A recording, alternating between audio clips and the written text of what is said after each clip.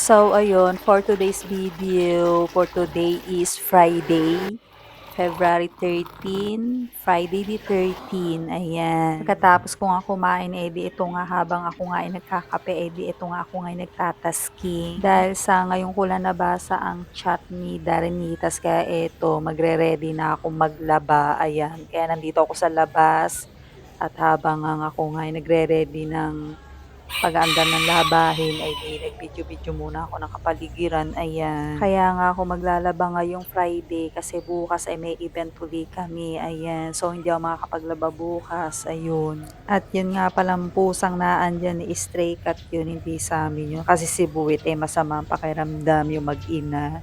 Nasa loob lang sila ng bahay. Kaya itong pusa na to, yung mga ligaw na yan dito, yung mga pinapakain din namin sila.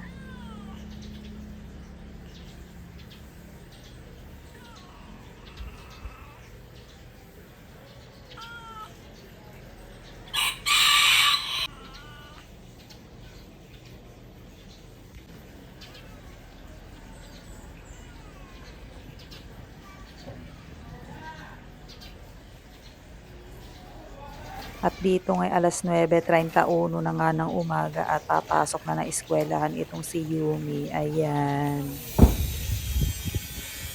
At ayun na nga, bigla-bigla na laang umaambon or umuulan. Ayan.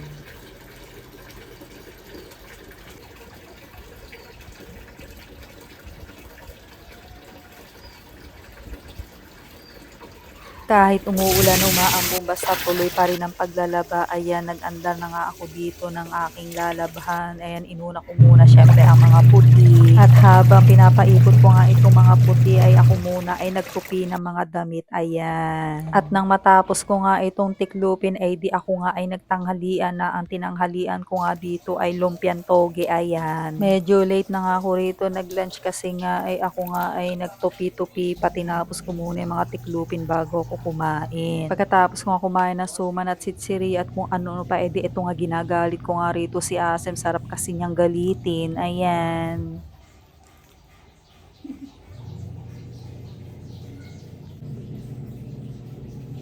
Pagkatapos nga niyan, ako nga ay lumabas para tapusin ang aking mga labahin. Ayan, ay di habang ako nga ay nagpapaikot ay binibidyo-bidyoan ko na naman itong mga manok na ito. At dito nga ay malapit na ako matapos maglaba dito kasi nga ay nilalaban ko na lang yung mga panghuling salawal na lamang at mga maong-maong. Ayun.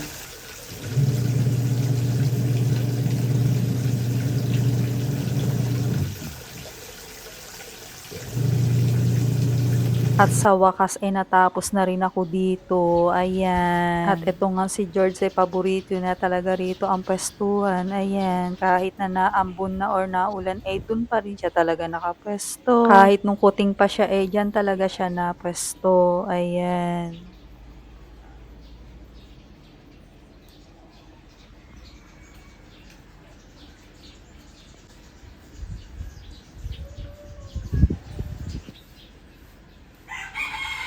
Pagkatapos nga ng aking pagsasampay, ay di ito nga aking merienda, fishball at saka kikiam, meron pang sopas. Diyos ko, paano na ang aking timbang? At sakto nga na may dumating na naman na parcel, ayan, ay di nung aking buksan, ay di ito nga yung aking in-order kahapon, ay di dumating na siya agad, ayan. Masubukan at bukod sa mura, ay di SPF 50 naman siya. Pagkatapos nga niya, ininit ko nga itong cinnamon bread, ayan, hamon na naman. So, dahil nga sa last na to, ay di naubos din, di ba? Ayaw nila eh. Hindi nila bet. Sayang naman. Pagkatapos ko nga magtsaa, ay di ito nga lumabas ako, ay di wala pa ring sawa ang ulan. Ayan. O ay di gumabi na nga, ay di dito na nga nagtatapos ang buong maghapon ni Jai. Ayan.